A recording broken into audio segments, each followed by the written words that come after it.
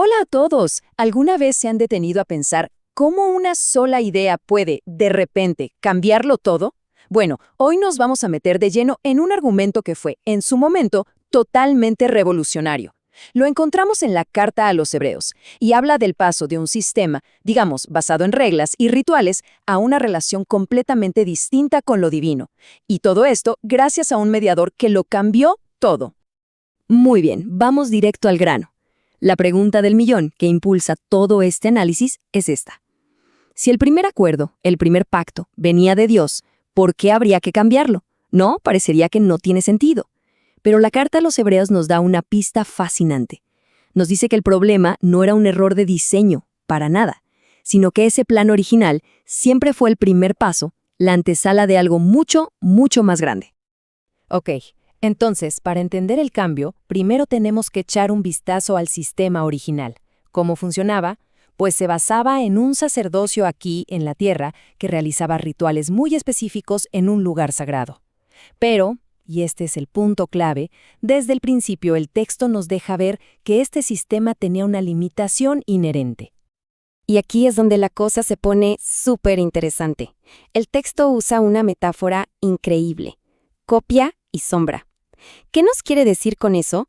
Bueno, imaginen que todo ese sistema terrenal, el templo, los rituales, los sacrificios, todo, era como una maqueta o los planos de un edificio.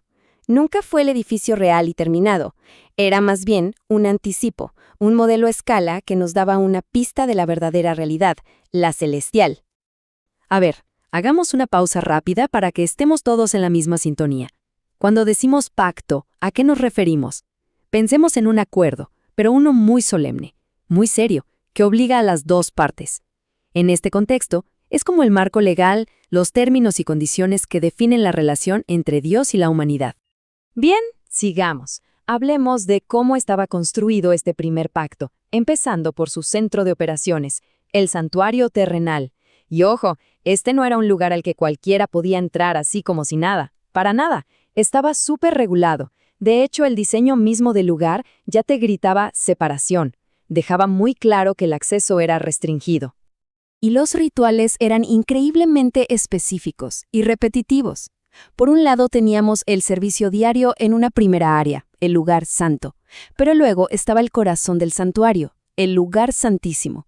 Y ahí la cosa cambiaba por completo. Solo podía entrar una persona, el sumo sacerdote, solo una vez al año, y con una condición innegociable: tenía que llevar sangre para ofrecerla por los pecados. Quedémonos con esa idea, la del acceso limitado, porque es fundamental para todo lo que sigue. Entonces, ¿cuál era el problema de fondo? A pesar de toda esta ceremonia tan elaborada, había una limitación crucial.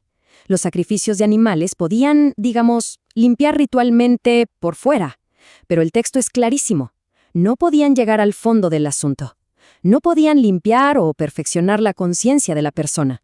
Era un sistema externo que no terminaba de solucionar el problema interno. Y es justo aquí donde la narrativa da un giro de 180 grados. El texto introduce a Cristo como un nuevo tipo de sumo sacerdote, uno que no opera en el santuario terrenal, en la sombra, sino en el verdadero santuario celestial, en la realidad. Y por supuesto, no viene con la misma clase de ofrenda. Esta tabla comparativa lo resume todo a la perfección. Pensemos en esto como la diferencia entre un prototipo y el producto final. El santuario pasa de ser la copia terrenal al original celestial. El sacrificio ya no es de animales, sino la propia sangre de Cristo, algo infinitamente más personal y valioso. El acceso, que era súper limitado, se vuelve eterno, una vez para siempre. Y el cambio más grande de todos es el resultado. Ya no es algo solo externo, ahora va directo a limpiar la conciencia. Y aquí está la diferencia más radical, el verdadero punto de quiebre. Pasamos de un ciclo sin fin de rituales que se repetían año tras año a un único evento, uno solo, definitivo y permanente. Por eso, la frase "una vez para siempre" es tan potente. Significa que el ciclo se rompió, se acabó, no necesita repetirse, jamás. Pero, ojo, aquí hay un matiz muy importante. El principio fundamental no cambia. El texto insiste en que para que haya perdón, se necesita un sacrificio con derramamiento de sangre. La gran diferencia no está en la regla en sí, sino en la calidad y el poder del sacrificio que se ofrece. El nuevo pacto no elimina este principio, sino que lo cumple a su máxima y perfecta expresión. Entonces, si el sistema es superior, la pregunta es, ¿cuáles son los beneficios en la práctica? El texto los describe como mejores promesas, lo que implica que este nuevo acuerdo ofrece, mejores términos y resultados para la humanidad. Y este es el verdadero corazón del cambio, el cambio de paradigma total. Todo pasa de ser algo externo a ser algo interno. Las leyes ya no están talladas en piedra, sino que están escritas en la mente y el corazón. La relación con Dios ya no depende de un intermediario, sino que se vuelve directa, personal. Y por supuesto, la promesa más poderosa de todas, un perdón completo y definitivo, y la promesa de una herencia eterna. Y con todo esto sobre la mesa, llegamos a la conclusión lógica. Si se introduce un pacto nuevo y mejor, ¿qué pasa entonces con el sistema original? La conclusión del texto es directa, sin rodeos. El simple hecho de llamar a algo nuevo implica que lo anterior ya pertenece a una era pasada. Es como cuando sale un nuevo celular. El modelo anterior se vuelve, por definición, obsoleto. Y es importante entender esa palabra, obsoleto. No se usa de forma despectiva. El texto no dice que el primer pacto fue malo o un error. No, sirvió su propósito como figura y sombra. Pero una vez que llega la realidad, la maqueta ya no es necesaria. Como dice el autor, lo que envejece está próximo a desaparecer. Este gráfico resume visualmente todo el argumento.